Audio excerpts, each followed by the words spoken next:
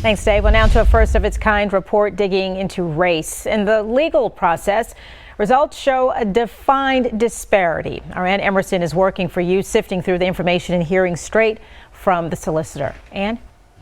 Well, today, Solicitor Scarlett Wilson launched this initiative to find out where her office needs to step up. What she found was a mixed bag when it comes to treating people fairly and equitably in the criminal court system. We know we are well-intentioned. We know we are well-meaning. But we also know that our system can have impacts that even we don't intend, and if we don't look at the big, broad, overall picture, we'll miss it. That's why Solicitor Wilson has teamed up with researchers for a case study that she says is the first of its kind here in South Carolina. They poured over 24,000 criminal cases in Wilson's circuit. They focused on disparities between black and white men in Charleston County between 2015 and 2020. We think the data will show you that we are fair on individual cases and that we are treating similarly situated people similarly.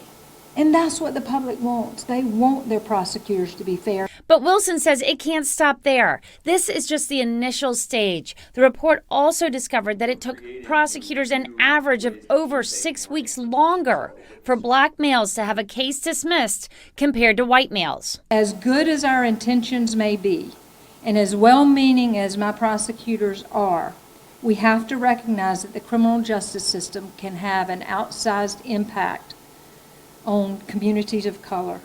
Researchers say the next stage will take into account women as well as cases in Berkeley County.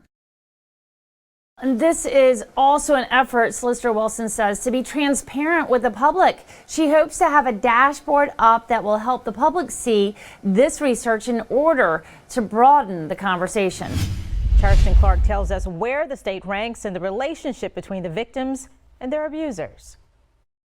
A new study by the Annual Violence Policy Center shows South Carolina ranks 6th in the nation in rate of women murdered by men. My first reaction was that it was gut-wrenching, and that we really need to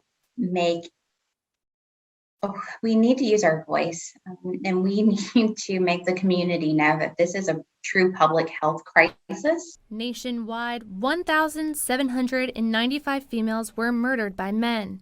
In South Carolina alone, 57 women were killed. 92% of those women were murdered by someone they knew, and 65% of those who knew their offender were girlfriends, wives, common-law wives, or ex-wives. So the most common question is, if a victim is being abused, well, why doesn't she just get up and leave, right? Like, if it were that easy, sure, I would just get up and leave. One of the things that's most commonly ignored or forgotten is that sometimes that person loves that other person.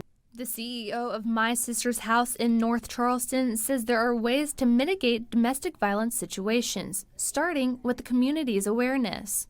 We need people to help us. We need people, one, to be willing and courageous enough to have the conversations, to have the really hard conversations with your family, with your friends, with your coworkers. If you recognize that somebody may be a victim of abuse, or if somebody discloses that they are in this kind of situation, to believe them and give them access to resources. My Sister's House also has resources for those in need. We have a 24-hour crisis line that is available. We have therapy that is available for domestic violence victims, and we have community case management. Working for you, Charleston Clark, ABC News 4.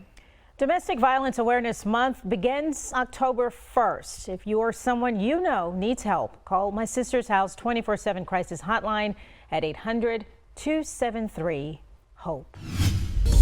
And the person accused of beating a former West Ashley student in Minnesota is now charged with aggravated assault today. The family of that student spoke publicly for the first time since the attack. Sean Mahoney has more from the family and the message they have for the alleged attacker. It's a story you'll only see on ABC News 4. The Waldrop family has had a life-changing few days. A brutal assault, 25 hours of driving, and countless more spent in the hospital. Tonight, I hear from two parents about what happened to their son.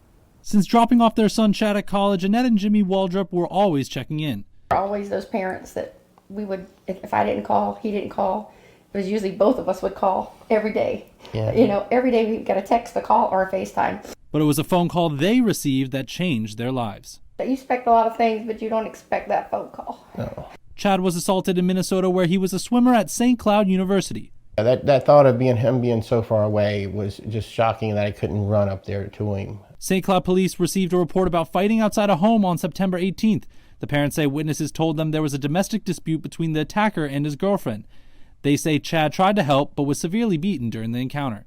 Chad is such a nice guy, and it's hard to believe that something like that could happen to someone so kind and caring.